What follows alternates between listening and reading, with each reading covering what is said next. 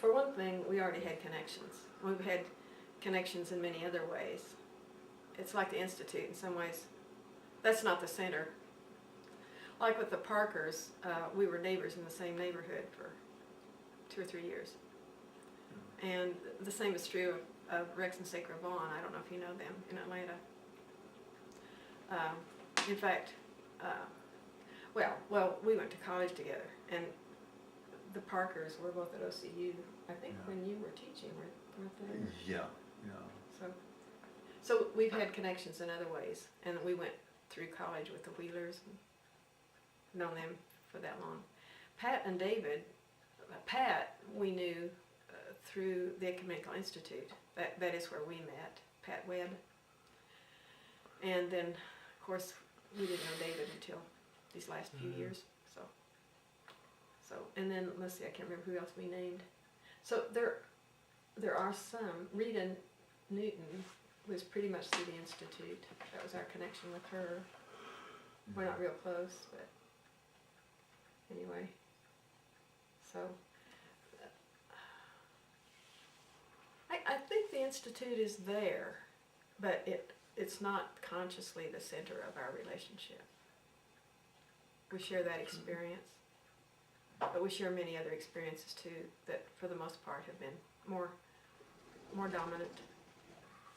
Well, at least more visible. Yeah, I think so. Yeah, maybe that's a good word. We were living, when we first met the Parkers, we were neighbors across the back fence, and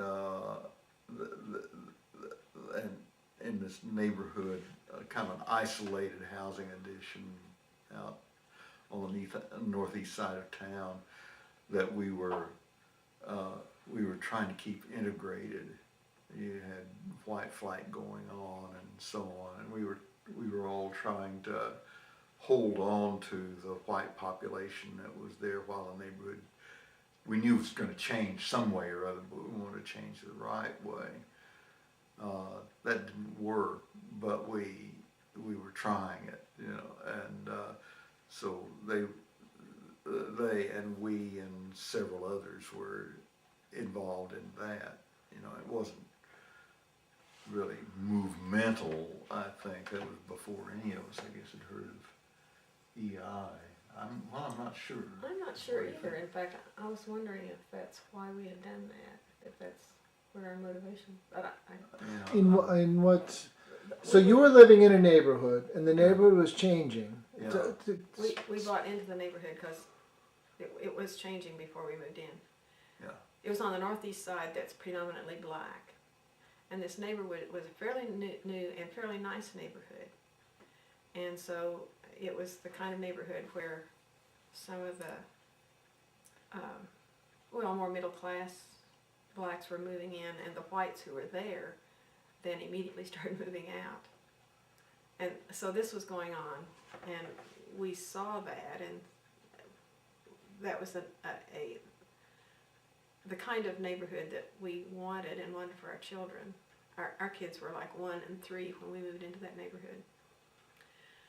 And there were about 5 or 6 couples of us that moved in. Yeah. And separately, that wasn't something we all talked about together. I think the Parkers were already there, maybe. When we moved Maybe in. right, yeah. Some others we kind of talked about doing that together.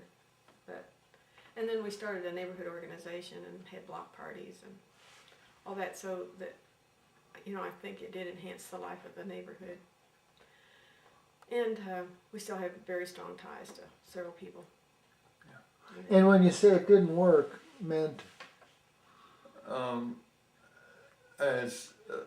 are all sorts of reasons for moving to a new address. Some of them bad, some of them good. And what do you do when you get a when somebody just gets a promotion and with IBM and they just move out, move to Dallas or whatever. And then when they do that, there's nobody there's no white person to replace them, and so you dropped a notch.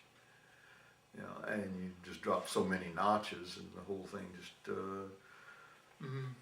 you realize you just lost that particular war. Yeah. No, didn't Rex and Sacred they went from that neighborhood to the Institute, Yes, they did. didn't they? Yeah, they moved from there to Chicago. Yeah. So the Institute was in there somewhere. Yeah. And the Parkers may have done that too. They may have, although I can't recall. Yeah. Hmm.